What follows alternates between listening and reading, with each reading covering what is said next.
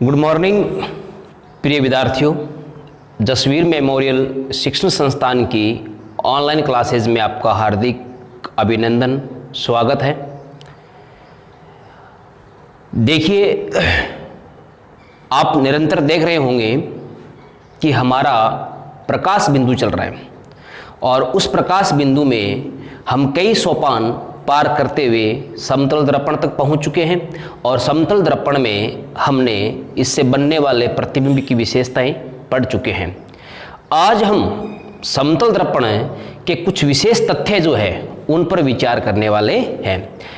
आपको एक बार पुनः मैं याद दिला दूं, कल हम यानी कि हमारे लास्ट एपिसोड तक हम समतल दर्पण से बनने वाले प्रतिबिंब की विशेषता और उस पर आधारित आंकिक प्रश्न या तथ्यात्मक प्रश्न या विश्लेषणात्मक प्रश्न की चर्चा कर चुके हैं। आज हम जो करने जा रहे हैं वो हमारा मुख्य बिंदु जो प्रारंभ में रहेगा वो रहेगा समतल दर्पण से संबंधित कुछ महत्वपूर्ण तथ्य। तो देखिए, अपन स्टार्ट करते हैं। पहला तथ्य आप लिखिएगा समतल दर्पण से संबंधित। पहला तथ्य होता है कि समतल दर्पण की फोकस दूरी,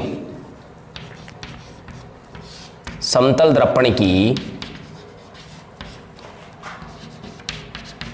फोकस दूरी ये क्या होती है, ये मैं आपको गोलीय दर्पण में पढ़ाऊंगा। फोकस दूरी क्या चीज होती है ये आपको मैं अच्छी तरह कहां पढ़ाऊंगा, गोलीय दर्पण में। समतल दर्पण की फोकस दूरी अनंत होती है। कितनी होती है? अनंत होती है, इन्फिनिटिव होती है। ठीक है, ये पहला तथ्य आपको ध्यान में रखना है। आपसे सीधा पूछ सकता है कि समतल दर्पण के लिए फोकस दूरी का मान कितना होता है, तो आपका आंसर क्या होगा? अनंत होगा। दूसरा जो तथ्य है वो देखिए क्या है। यदि कोई व्यक्ति मान लो जो अपना समतल दर्पण में प्रतिबिंब देखता है, इसको मैं क्या कह सकता हूं? बिंब कह सकता हूं। किसी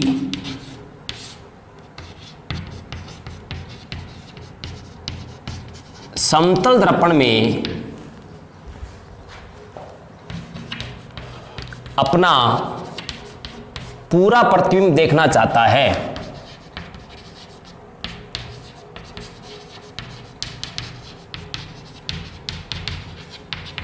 तो समतल दर्पण की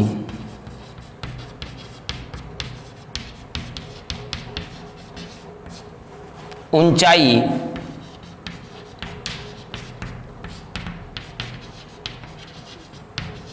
बिंब की ऊंचाई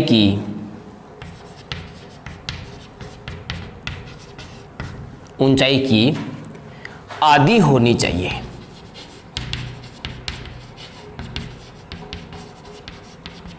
अर्थात अगर मैं इसको शॉर्टकट में कहूं कि यदि पूर्ण प्रतिबिंब देखना हो तो समतल दर्पण की जो ऊंचाई है, समतल दर्पण की ऊंचाई जो है वो बिंब की ऊंचाई की कम से कम कितनी होनी चाहिए? आधी होनी चाहिए।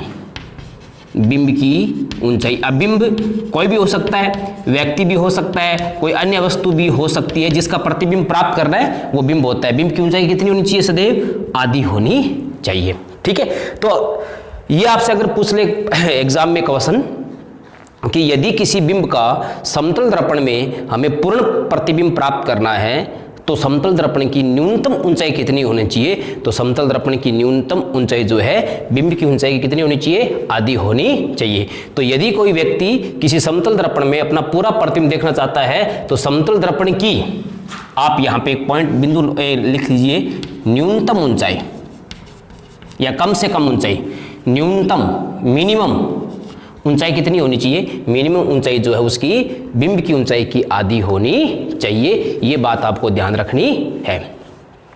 ठीक है, अब देखिए ये कुछ दो विशेष तथ्य हो गए। ठीक है ना, इस पे जैसे एग्जाम्पल में दे सकता है कि एक कोई बिंब है हमारे पास जिसकी ऊंचाई 10 मीटर है।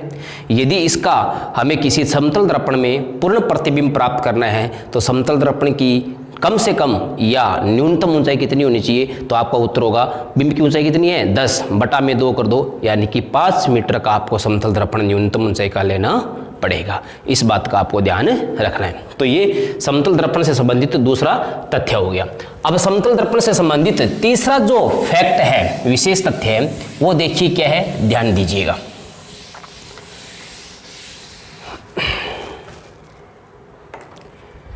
देखिए तीसरा तथ्य क्या है, इसमें कुछ इंपॉर्टेंट फैक्ट्स है। क्या है, देखो जैसे मान लो ये समतल दर्पण रखा हुआ है, ये एक समतल दर्पण रखा हुआ है, ये एक क्षैतिज तय है और इस क्षैतिज तय पे ये क्या रखा हुआ है, समतल दर्पण रखा हुआ है, ठीक है ना। और समतल दर्पण क्या है, स्थिर है, एक जगह फिक्स किया हुआ है। स्थिर का मतलब इसकी जो वेलोसिटी है वो कितनी है, 0 है, यानी कि समतल दर्पण की चाल कितनी है, 0 है, एक जगह स्थिर रखा हुआ है। एक बिंब, जैसे मान लो ये एक बिंब है, ठीक है, ये बिंब है। ये बिंब यदि इस दर्पण की ओर v वेग से गतिमान है, एक समतल दर्पण है, स्थिर है, एक जगह स्थिर रखा हुआ है, अर्थात उसकी चाल कितनी है, 0 है, और एक बिंब इस समतल दर्पण की ओर क्या है, v वेग से गतिमान है, तो हमें पता है कि इस बिंब का इस समतल दर्पण में प्रतिबिंब बनेगा और ये इसका प्रतिबिंब है। ये तो जब ये बिंब दर्पण की ओर गति करेगा तो कन्फर्म सी बात है कि उसमें सामने जो प्रतिबिंब बनेगा वो भी बिंब की ओर गति करेगा, और वो भी किस वेग से गति करेगा, ये किस चाल से गति कर रहा है, v वेग से, ठीक है ना, किस वेग से गति कर रहा है, v वेग से, तो ये भी इधर किस वेग से गति करेगा, v वेग से गति करेगा। तो अपन क्या लिखेंगे कि स्थिर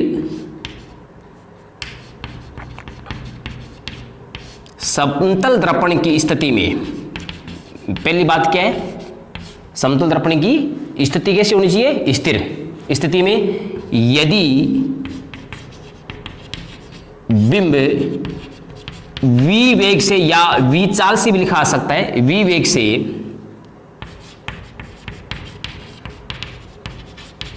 समतल दर्पण की ओर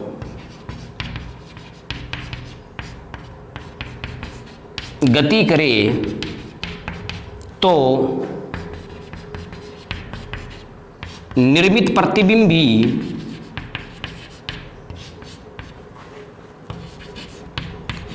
v वेग से या v चाल से बिंब की ओर, यानी कि बिंब की सामने, बिंब की ओर गति करेगा। तो ये अपना प्रथम तथ्य हो गया। अब अपने दूसरे तथ्य पे ध्यान देते हैं।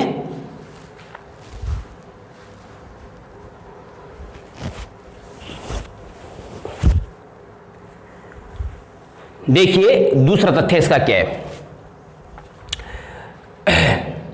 यदि ये जो बिंब है, मान लो पहली कंडीशन सेम ही है कि ये समतल दर्पण क्या है, स्थिर है। यदि ये बिंब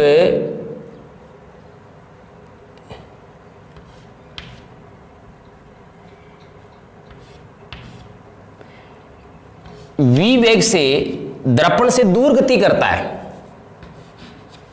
ठीक है, तो अब क्या होगा, तो ये जो प्रतिबिंब है ये भी क्या करेगा, v वेग से दर्पण से दूर गति करेगा, अर्थात अब की बार बिंब से क्या जाएगा, ये दूर जाएगा, ठीक है ना। तो ये सेम कंडीशन स्थिर दर्पण समतल दर्पण की स्थिति में यदि बिंब v वेग से समतल दर्पण की ओर, तो अपन क्या लिखेंगे यहां पे, समतल दर्पण से दूर गति करे तो निर्मित प्रतिबिंब भी v वेग से बिंब से अर्थात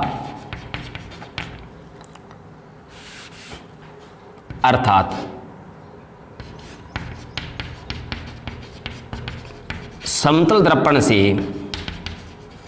दूर गति करेगा। ये अपना पॉइंट नंबर 2 हो गया। देखिए बिल्कुल एक जैसा पॉइंट है। पहले पॉइंट में क्या था कि समतल दर्पण स्थिर था, ठीक है, बिंब जो है v वेग से दर्पण की ओर गति कर रहा था। तो ये प्रतिबिंब भी क्या करेगा, v वेग से जो है बिंब की ओर अर्थात दर्पण की ओर गति करेगा, अर्थात दोनों का वेग क्या रहेगा, समान रहेगा परिमाण में, ठीक है ना। दूसरी बात, अगर यही बिंब इस दर्पण से दूर v वेग से गति करे तो अब इस बिंब का जो प्रतिबिंब है वो भी यहां से अगर आप देखेंगे तो ये भी हमें दर्पण से दूर गति करता हुआ प्रतीत होगा, दिखाई देगा। और किस वेग से गति करेगा, v वेग से। क्यों, क्योंकि इन दोनों के बीच में ये जो रेफरेंस है, निर्देश तंत्र है, ये क्या है, स्थिर है, यानी कि अभी तक दोनों केस में समतल दर्पण का वेग कितना है, 0 है। इस बात का आपको क्या रखना है, विशेष ध्यान रखना है। अब इसमें जो तीसरी स्थिति होती है वो सबसे महत्वपूर्ण स्थिति है, वो क्या है, देखिए आप।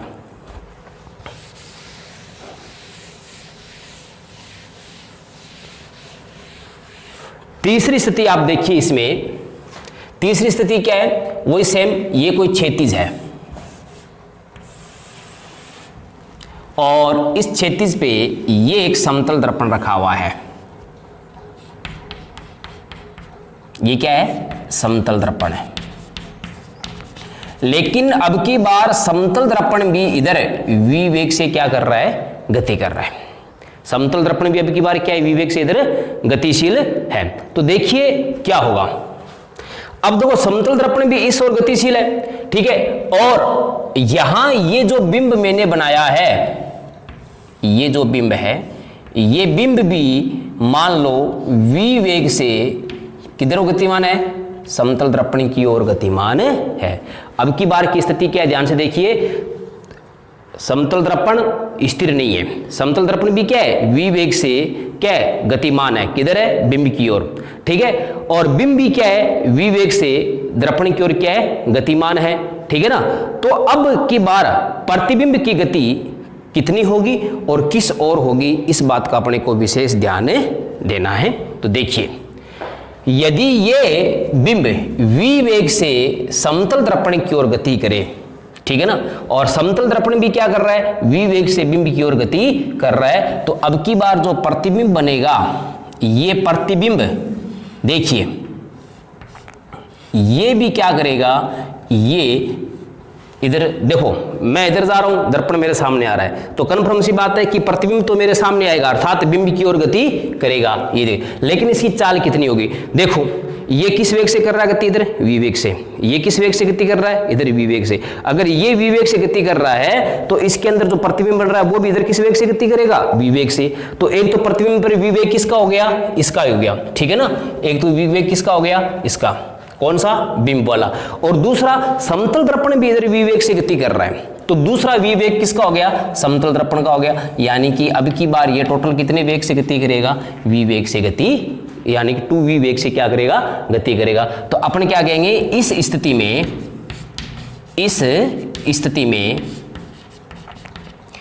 प्रतिबिंब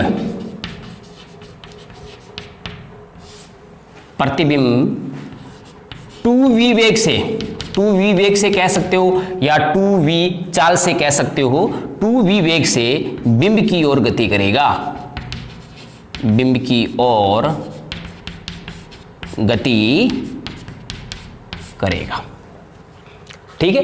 अब ये क्वेश्चन आपसे एग्जाम में सीधा भी पूछ सकता है, या ऐसे भी पूछ सकता है कि एक समतल दर्पण बिंब की ओर 10 मीटर प्रति सेकंड की चाल से गतिमान है, तथा बिंब भी दर्पण की ओर 10 मीटर प्रति सेकंड की चाल से क्या है, गतिमान है। यदि समतल दर्पण में बनने वाले प्रतिबिंब को देखा जाए तो बताइए प्रतिबिंब की गति किस चाल से किस दिशा में होगी। तो हमारा उत्तर होगा कि प्रतिबिंब की गति 20 मीटर प्रति सेकंड की चाल से बिंब की ओर होगी, ठीक है। तो ये समतल दर्पण का काफी इंपॉर्टेंट तथ्य है, आप इसको ध्यान से देखिएगा, आप इसको समझने का प्रयास कीजिए। यहां जो है देखो, ये विवेक से गति इधर कर रहा है, ये विवेक से गति इधर कर रहा है, इसको अपन ऐसे भी समझ सकते हैं कि यहां दोनों की अगर सापेक्ष चाल देखी जाए तो v प्लस v यानी कि 2v सापेक्ष चाल हो जाएगी, ठीक है ना। तो ये अपने को यहाँ पे सापेक्ष चाल से या सापेक्ष गति के सिद्धांत से भी इसको अपन सॉल्व कर सकते हैं, ठीक है। अब देखिए तीसरा जो महत्वपूर्ण तथ्य है, ये अपन ने अभी तक इसमें 3 तथ्यों के बारे में बात कर रही है। अब चौथा जो अपना तथ्य है वो क्या है, देखिए महत्वपूर्ण विशेष बिंदु नंबर 4।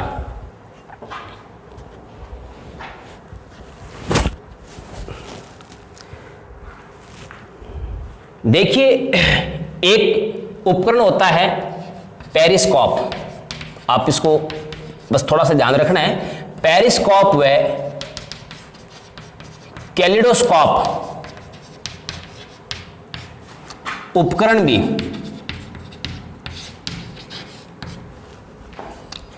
परावर्तन पर आधारित होते हैं, परावर्तन पर आधारित होते हैं। ये उपकरण हमारे सिलेबस में नहीं है, यदि होते तो हम इन पर विस्तृत रूप से चर्चा करते। तो देखिए पेरिस्कोप और कैलिडोस्कोप उपकरण भी किस पर आधारित है, परावर्तन पर आधारित है। ठीक है, ये आपको सीधा ध्यान में रखना है। अब इसमें जो चौथा पॉइंट है वो बड़ा इंपॉर्टेंट पॉइंट है। देखिए चौथा पॉइंट क्या है, सॉरी पांचवा विशेष तथ्य है, आप इस पे इंपॉर्टेंट लगा करके लिख लीजिए। ये काफी महत्वपूर्ण है और काफी प्रतियोगी परीक्षाओं में इससे प्रश्न पूछे जाते हैं। देखिए क्या है, देखो यदि दो समतल दर्पण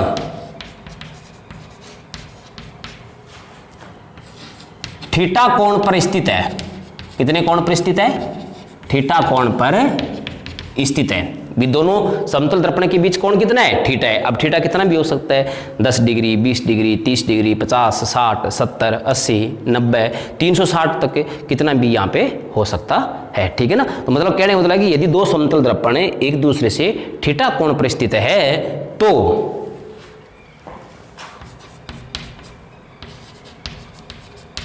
बनने वाले प्रतिबिंब की संख्या, किसकी संख्या, प्रतिबिंब की संख्या।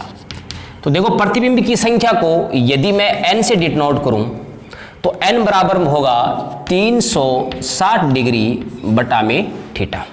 ये प्रतिबिंब की संख्या निकालने का सूत्र है। अब यहां भी दो स्थिति होती है, ध्यान दीजिए।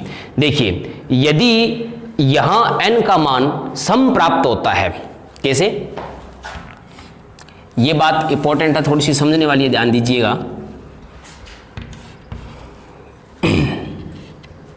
देखिए यदि n क्या हो, सम संख्या में हो, यानी कि कैसे सम संख्या में कैसे होगा, 360 में अपन थीटा की किसी वैल्यू से भाग दें और यहां जो हमें मान प्राप्त हो रहा है वो कैसा हो, सम संख्या में हो, तो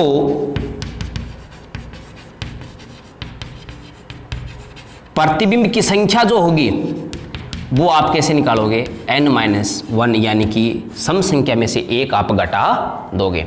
दूसरी बात, यदि यही बात करें अपन थीटा n बराबर विषम हो, कौन संख्या हो, विषम संख्या हो तो प्रतिबिंब की संख्या, तो प्रतिबिंब की संख्या कितनी होगी, n ही होगी।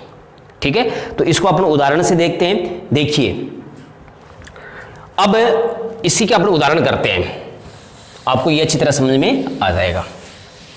देखिए इसको अपन एक टेबल से कर लेते हैं। देखो मैं एक टेबल बनाता हूं, उसका फर्स्ट कॉलम लेता हूं मैं दर्पण के बीच कोण, दर्पणों के बीच कोण, दो समतल दर्पण है उनके बीच यहां पे मैं क्या लूंगा, कोण। ठीक,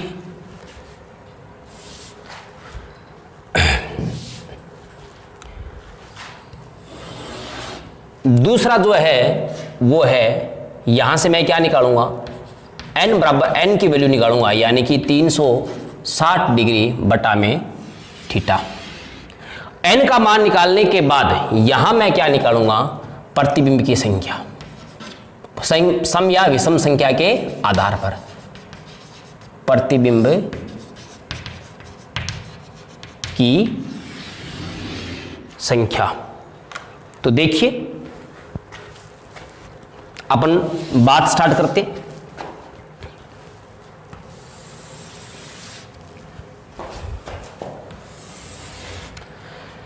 देखिए यदि सबसे पहले अगर मैं कह दूं कि थीटा बराबर मान लो π/6 है, कितना है पाई बाई 6। पाई की वैल्यू कितनी होती है 180 डिग्री होती है, यानी कि पाई बाई 6 का मतलब होता है 180 में अगर मैं कितने का भाग दूं 6 का तो कितना आएगा 30 डिग्री आएगा, यानी कि थीटा बराबर कितना है 30। तो n बराबर क्या आएगा 360 डिग्री बटा में 30 डिग्री। अगर इसको मैं इससे भाग दूंगा तो ये कितना आएगा, ये जो है 0 से 0 कट जाएगी और कितना आएगा 12 आएगा। 12 आ रहा है, मतलब n का मान क्या आ रहा है हमारे पास है 12, और 12 सम संख्या या विषम संख्या है, सम संख्या है। तो यहां प्रतिबिंब की संख्या कितनी होगी, प्रतिबिंब की संख्या जो n होगी वो प्रतिबिंब की संख्या 12 माइनस 1 करके लिखेंगे, अर्थात कितनी होगी 11 होगी। ये ऐसे। दूसरी स्थिति यदि हम देखें तो एंगल का मान थीटा बराबर, अब की बार मान लो ले लेते हैं पाई बाई 3। देखो पाई का मान कितना होता है, यहां लिख सकते हैं आप, पाई बराबर हमेशा कितना होता है 180 डिग्री, क्योंकि मैं यहां कोण की बात कर रहा हूं, ठीक है ना, पाई के कोण की बात कर रहा हूं, रेडियन। तो पाई 180 में अगर मैं 3 का भाग दूंगा तो मेरे पास कितना डिग्री आएगा 60 डिग्री। अगर 60 डिग्री आएगा तो यहां से n बराबर कितना आएगा 360 डिग्री बटा में 60 डिग्री, यानी कि n का मान कितना आएगा 6। बताइए 6 सम संख्या है या विषम संख्या है, सम संख्या है। सम संख्या है तो अब की बार यहां प्रतिबिंब भी क्या आएंगे 1 घटा करके लिखेंगे, अर्थात 5 प्रतिबिंब हमें प्राप्त होंगे, ठीक है। उसके बाद यदि हम बात करें, ऐसे अलग अलग एंगलों के लिए अपन बात कर सकते हैं। देखिए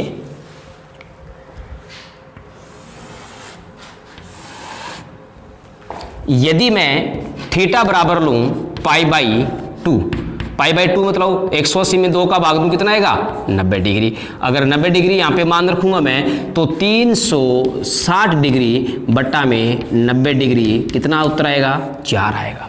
और 4 सम संख्या है विषम संख्या है, सम संख्या है, तो यहाँ भी 4 माइनस 1 अर्थात प्रतिबिंब कितने बनेंगे 3 बनेंगे, ठीक है। ये अपने कितने के लिए कर लिया 90 डिग्री के लिए अपने बात कर ली। अब यदि मैं यहां पे लूं थीटा बराबर 2 pi by 3, 2 by pi by 3 मतलब देखिए 2 पाई बाई 3 कितना है, पाई का मान कितना हो गया 180, 180 को 2 से गुणा करो कितना हो जाएगा 360, 360 में 3 का भाग दूं कितना आएगा उत्तर मेरा 360 में 3 का भाग दे तो कितना उत्तर आएगा, देखिए 180 बटा में 3 60, यानी कि 120 डिग्री, अर्थात n बराबर मैं क्या लिख सकता हूं, n बराबर 360 डिग्री बटा में 120 डिग्री। ये आपको समझ में आ गया होगा कि 120 डिग्री कैसे आया, पाई का मान यहाँ पे रख करके 120 डिग्री का भाग अगर 360 डिग्री में देंगे तो उत्तर कितना आएगा 3। अब की बार 3 सम संख्या आ रही है विषम संख्या आ रही है, विषम संख्या। और जब विषम संख्या आती है तो हमने देखा था कि हम जैसे जैसे संख्या जो विषम संख्या है उतने ही हमें क्या मिलेंगे प्रतिबिंब प्राप्त होंगे। तो यहाँ पे हम किसी भी प्रकार का कोई माइनस नहीं करेंगे, अर्थात प्रतिबिंब की संख्या कितनी होगी यहाँ पर, प्रतिबिंब की संख्या यहाँ पर जो है 3 ही होगी। ये अपने पर। अब इसके बाद में आगे मैं थीटा के और मान लेता हूं, ठीक है। जैसे देखिए आपको ये टेबल आगे स्टार्ट करनी है, मैं यहां कर देता हूं। यदि मैं थीटा बराबर ले लूं पाई, पाई का मतलब अभी बताया था आपको कितना होता है 180, और 180 अगर लेंगे तो 360 डिग्री बटा में 180 तो कितना आ जाएगा 2, कितना आ जाएगा 2। 2 सम संख्या या विषम संख्या है, सम संख्या है। और सम संख्या तो हम क्या करेंगे इस 2 में से 1 हटा करके लिखेंगे, कितने प्रतिबिंब प्राप्त होंगे हमें 1 प्राप्त होंगे, ठीक है।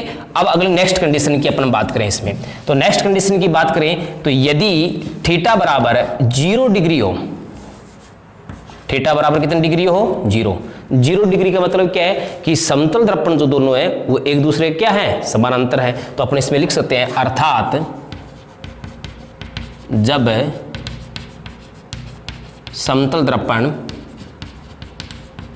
समानांतर हो, क्या हो समानांतर, सीधे पूछ सकता है कि जब 2 समतल दर्पण एक दूसरे के समानांतर होंगे तो निर्मित प्रतिबिंब की संख्या कितनी होगी। तो देखो थीटा बराबर 0 डिग्री तो n बराबर क्या लिखेंगे 360 डिग्री बटा में 0 डिग्री, कितना आंसर आएगा अनंत, इन्फिनिटिव आएगा। कितना आंसर आएगा अनंत, यानी कि इन्फिनिटिव आएगा। अगर यहां इन्फिनिटिव आ रहा है ठीक है ना।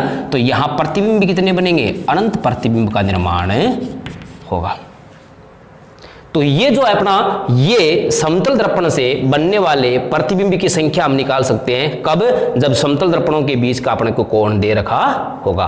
तो ये अपने समतल दर्पण से संबंधित कुछ विशेष महत्वपूर्ण तथ्य हो गए। अब आगे अपन देखिए, आगे देखते हैं समतल दर्पण के उपयोग।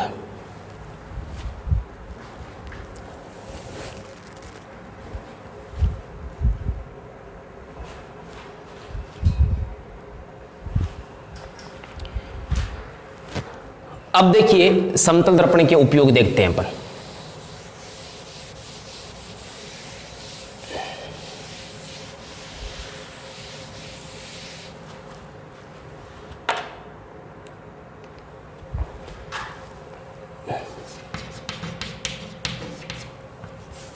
उपयोग देखते हैं। देखो समतल दर्पण का जो सबसे प्रमुख उपयोग है वो गाड़ियों में होता है। गाड़ियों में जो ड्राइवर लोग होते हैं वो अपनी सीट के पास इसको अंदर की ओर लगा कर रखते हैं ताकि निकट स्थित वस्तुओं को आसानी से देखा जा सके। ठीक है, तो अपने क्या लिख सकते हैं समतल दर्पण के उपयोग में। पहला उपयोग, चूंकि यह आभासी व सीधा प्रतिबिंब बनाता है, आभासी व सीधा प्रतिबिंब बनाता है, अतः इसका उपयोग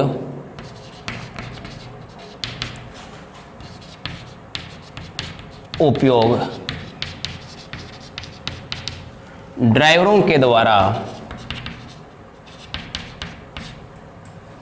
वाहनों में पास या निकट स्थित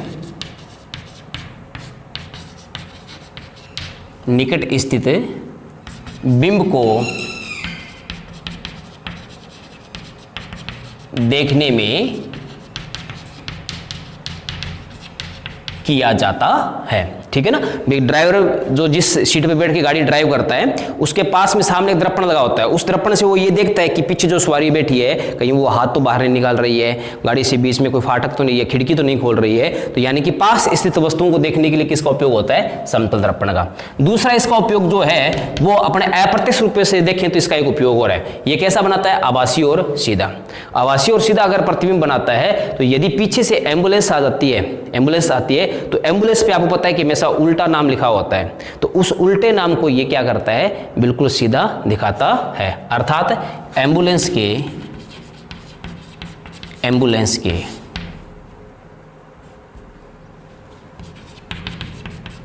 नाम को सीधा पढ़ने हेतु भी इसका क्या होता है, उपयोग होता है। तो ये अपने समतल दर्पण के क्या हो गए, उपयोग के बारे में बात हो गई। तो आज यहां पर अपना जो है समतल दर्पण पूर्ण होता है। ठीक है, इस पे एक न्यूमेरिकल अगर बन के आ सकता है तो एक तो देखो आपको मैंने कल बता दिया, कौन सा न्यूमेरिकल कल आपको जो बताया था उसके आधार पे। दूसरा आपको बताया था बिंब की ऊंचाई और समतल दर्पण की ऊंचाई के बीच न्यूमेरिकल्स पूछ सकता है। और इस पे एक न्यूमेरिकल कैसे पूछ सकता है, वो ऐसे पूछ सकता है कि आपके सामने एक समतल दर्पण रखा हुआ है। ध्यान से समझना इस बात को, आपके सामने एक समतल दर्पण रखा हुआ है। मान लो मेरे सामने एक समतल दर्पण रखा हुआ है, ठीक है, और मेरे पास एक कागज का गत्ता है। इस गत्ते के मैंने एक तरफ, जैसे मान लो ये ब्लैक कलर कर रखा है और एक तरफ मैंने क्या कलर कर रखा है, येलो कलर कर रखा है। इस गत्ते को मैं इस प्रकार पकड़ के खड़ा होता हूं कि मेरी तरफ कौन सा कलर है, ब्लैक कलर है। तो आपसे पूछ सकता है बताइए निर्मित प्रतिबिंब में आपको कौन सा कलर दिखाई देगा। तो देखिए ये मान लो बिंब है, ये कौन सा कलर है, येलो। ये कौन सा है, ब्लैक है। ब्लैक किसकी तरफ है, मेरी तरफ है। दर्पण की तरफ कौन सा है, येलो कलर है। तो बताइए निर्मित प्रतिबिंब में आपको कौन सा कलर दिखाई देगा, ब्लैक कलर दिखाई देगा या आपको जो है पीला कलर दिखाई देगा। तो आपका आंसर होगा निर्मित प्रतिबिंब में कैसा कलर दिखाई देगा, नीला, पीला। क्यों, क्योंकि ये पीला ही किसकी तरफ है, दर्पण की तरफ है। लेकिन इसी क्वेश्चन को कंफ्यूज कर सकता आपको थोड़ी सी लंबी लेंथ इसकी लैंग्वेज बना करके कि यदि एक बिंब जिसके एक भाग पर पीला कलर है दूसरे भाग पर काला कलर है, ठीक है। इस बिंब को कोई व्यक्ति एक दर्पण के सामने, समतल दर्पण के सामने इस प्रकार पकड़ के खड़ा होता है कि काला कलर व्यक्ति के तरफ रहता है, ठीक है। तो बताइए निर्मित प्रतिबिंब में उसको कैसा कलर दिखाई देगा? तो उत्तर क्या होगा? पीला कलर दिखाई देगा। इस बात का आपको इसमें विशेष ध्यान रखना है। तो ये अपनी आज यहाँ पे समतल दर्पण की बात पूर्ण होती है। समतल दर्पण पर जितने भी संभावित न्यूमेरिकल्स, इसके संभावित विशेषताएं आज हम यहाँ पे पूर्ण करते हैं।